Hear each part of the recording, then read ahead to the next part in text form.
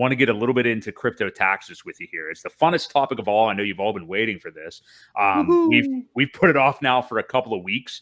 Now, nothing obviously we're going to say here is tax advice or financial advice, but we're going to share some of our just little best practices and what we kind of do in terms of preparing taxes for crypto.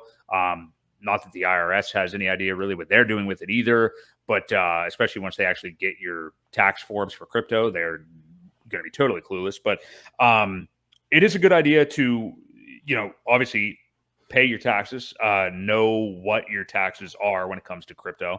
And Ewok, I'll let you take the reins a little bit here. So what is your favorite platform for filing your crypto taxes? Do you do it all yourself in an Excel sheet? What is it that you do, and how do you typically like to go about it? I take notes on a notebook and I just send it that way. I don't. There you go. I'm just kidding. Just on an analog. Yeah. Okay. Yeah. I myself and many other of the Hexicans use the service called Coinly. I have a link here. We'll share. It is a referral link. Use it if you want. Use it if you don't want. But so Coinly is set up to where you basically just enter your Ethereum address for your wallets, and you can hit a button and it updates. It reads the chain, it tells you what it is, and then you can go through your transactions, sort them out. I recommend, if you have a lot of transactions, to at least go in there once a month while they're still fresh in your mind of what you did, so that when tax time rolls around, you're not doing all these transactions trying to remember, oh crap, what did I do on this day? Was this really a swap, or was it something else? Did I end my stake this day and then restake it? There is a feature for staking that is in Coinly, and it is a sent to pool and received from pool transaction. Especially if you're ending your stake and then just restaking it,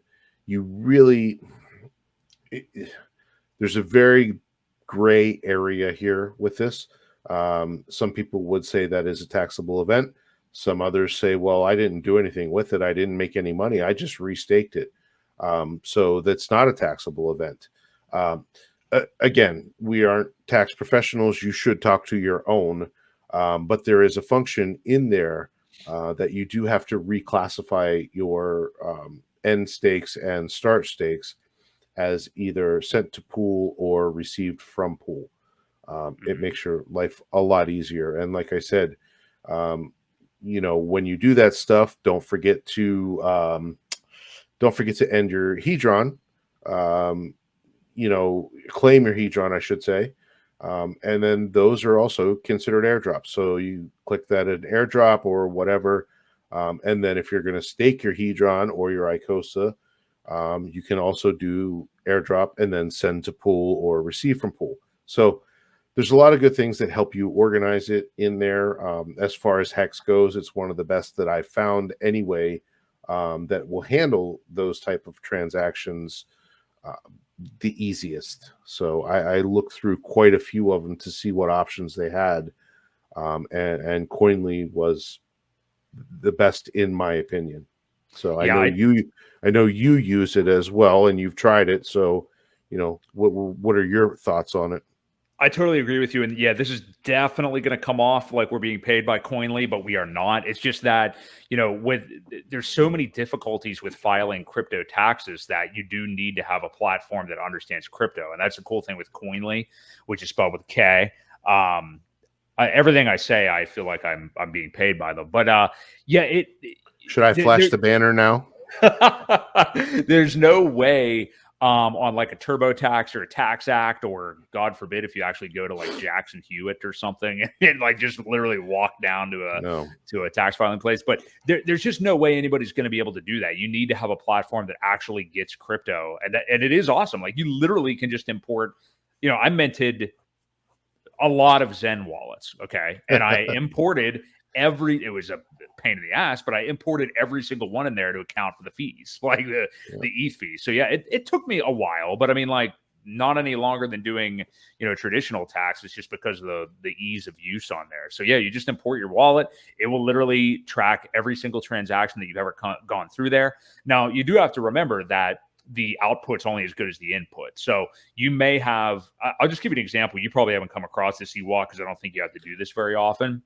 But I came across a couple of issues where if I bridged something onto a new chain, which Phantom is something I did that with, there was a couple transactions it did miss with that, or like it didn't account for some Phantom because it didn't realize that it went from like the ETH chain to the Phantom chain or something like that. So I had to go in and kind of manually mess with a couple of things. So remember that, like, don't just completely leave it up to automation and just say, okay, I'm done, and import away. I would definitely check over, just like you would anything else. Well, and I'm sorry. I'll give you an example of something that happened to me as well. Not long ago, I did take a little bit of profits.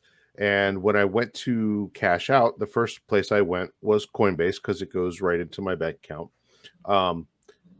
It failed. The transaction failed. I tried it again.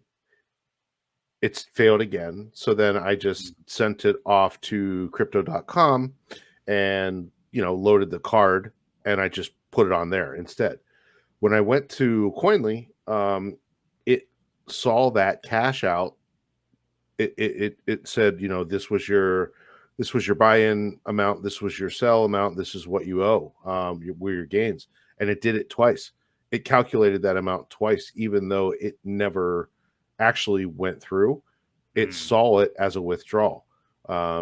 So I had to kind of soft delete that transaction. Now it's still there. And then I, obviously put notes in it beside it and said this was a failed transaction, so that if anybody were looking at it, they would realize that I'm telling the truth. And but yeah, I thought that was interesting how it actually calculated my gains twice. Before I had sent them out somewhere else. So sorry, I cut you off on your. I don't know what I was.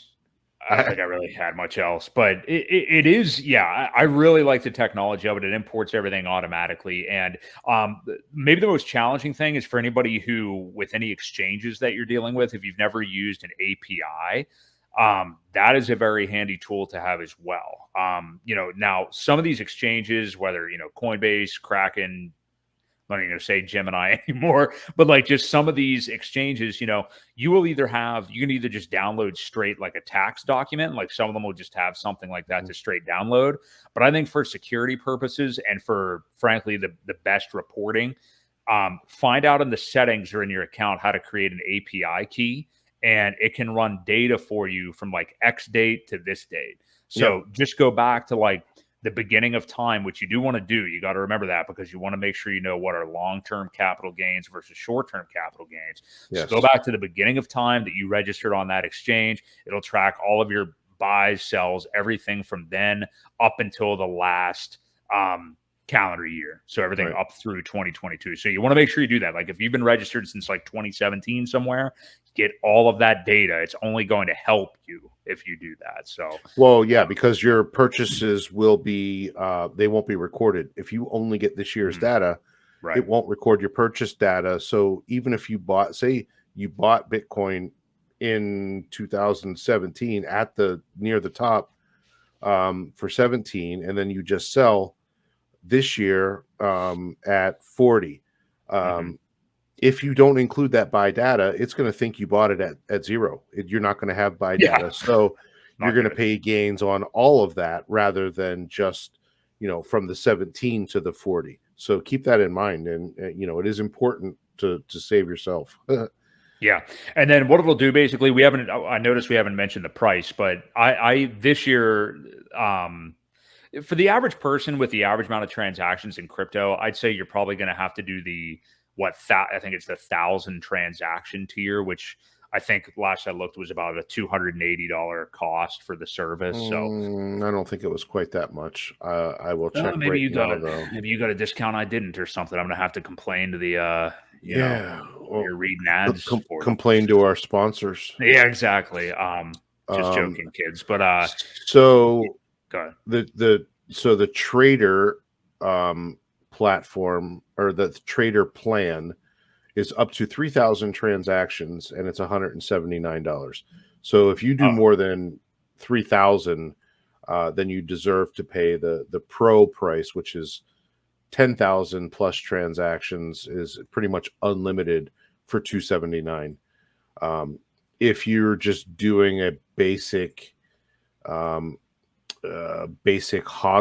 1,000 transactions is $99.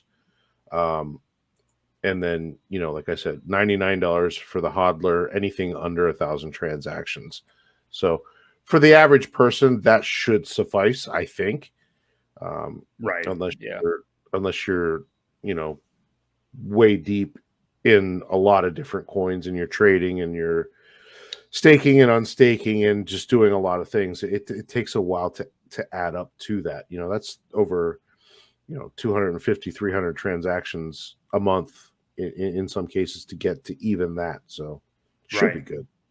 Either way, it is definitely worth it in my opinion. Yeah, it's just to make, you were right.